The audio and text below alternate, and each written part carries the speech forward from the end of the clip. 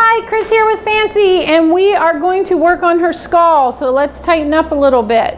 Things to be thinking about is we need to have this skull level with the muzzle. So you got one level plane or level line here and one here. The problem is a lot of the springers that we do have like kind of domes on their skull, and they shouldn't. So if you take them really short with a 10 blade or even like a 7 blade, you're not going to have any fuzz up here to work with, and you're not going to be able to correct any faults. So I typically like to do like a 5F lightly width. All right, 5F width, never really shorter than that, and just blend in around the neck, around the ear, just to get rid of some of the extra blending shear work. And then rather than just clip shorter, what I'm going to do is I'm going to take my 45 tooth blender, not the big chunkies, but the 45 tooth blender, because they work really well next to the skin, and blend. Okay,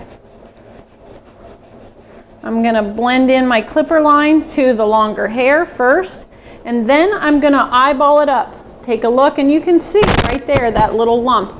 We want that to be leveled out. Okay, you see how that's disappearing?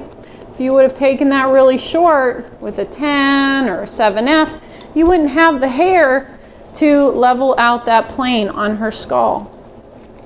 Okay, you can define the colors a little if you want, but the primary thought is level, level. Okay, and you can see that that looks a lot better. There's always a little room for improvement. You can also do a little stripping with a fine tooth stripping knife or carding tool. Get a little extra, not much came out, but that'll flatten it out even more. So now you can see that other than this one little spot right there, we have leveled out her head, which looks good. The only thing left is to blend in the back of the skull, and you want to keep that arch where the occiput is. You don't want the occiput to be super visible, but you want to maintain that muscling back here. So you're going to take your blending shears and blend in the back of the skull as well, and create almost like a V from the skull back into the neck right here. You can see that definition right there, and that's what we'll work on when we do the neck. But we've leveled out her skull, we've blended it into the neck, blended it into the cheeks. So we've done a pretty good job correcting our Springer Spaniel head.